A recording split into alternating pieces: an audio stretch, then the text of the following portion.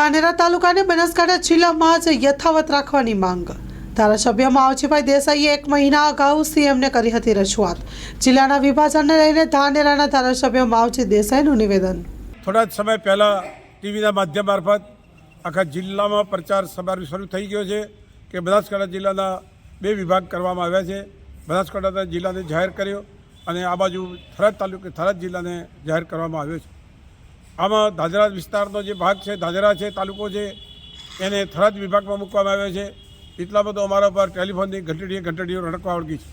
બધાનો એક જ સૂર આવે છે કે કોંગ્રેસ તરફથી તમે આગેવાની લો અને આપણે સૌને કોઈ થરાદ જવું નથી અને પાલપુર અમારા માટે સારું છે અને બનાસકાંઠા જિલ્લાનું મથક પાલપુર છે, તો એ રીતે જવા માટેની બધાની અવાજ આવે છે।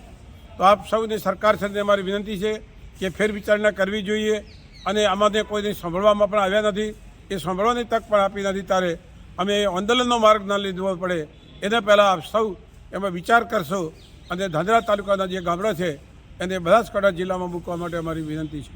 ગઈકાલે જે બનાસકાંઠાના જિલ્લાનું વિભાજન કરવાનો જે નિર્ણય ગુજરાત સરકારે લીધો છે એ ખૂબ વર્ષોથી બનાસકાંઠા જિલ્લાની ડિમાન્ડ હતી, જે ભૌગોલિક રીતે અને સંખ્યાની રીતે આખા રાજ્યમાં બંને જગ્યાએ જ્યારે મોટો હતો ત્યારે સમગ્ર બનાસકાંઠા જિલ્લાએ આની માગણી કરી હતી અને એના ભાગરૂપે સરકારે જે કામ કર્યું છે એ બદલ સરકારનો આભાર પણ માનીએ અને અભિનંદન પણ આપીએ છીએ।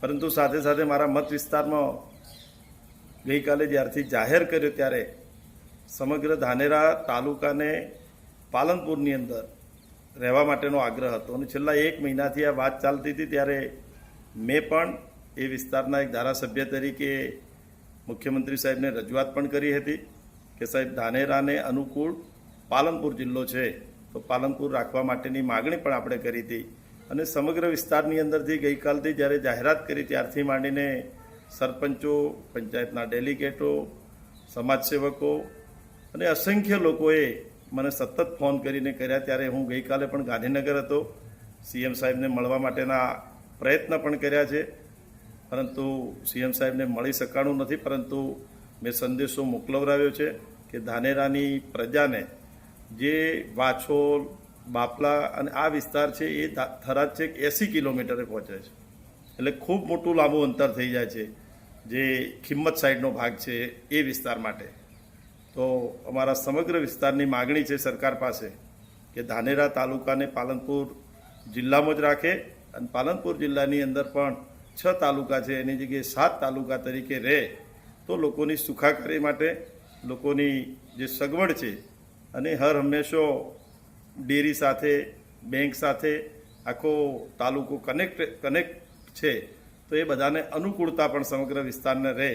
તો મારા વિસ્તારના બધા જ લોકોની જે ડિમાન્ડ છે, બધા લોકોની જે માંગ છે એ આપના મીડિયાના મારફત પણ હું સરકારને કહેવા માગું છું કે ધાનેરા તાલુકો એ બનાસકાંઠાની અંદર જ રહે એવી અમારી સૌની માંગ છે। માં motor driving, safe and sure driving. Driving એ શોખ સાથે આપની મોટી જવાબદારી પણ છે। અમારા ઇન્સ્ટ્રક્ટર દ્વારા સચોટ અને સરળ માર્ગદર્શન આપની રોજની તાલીમની માહિતી મેળવીને શું અધુરાશ છે એના ઉપર પૂરું ફોકસ કરાય છે।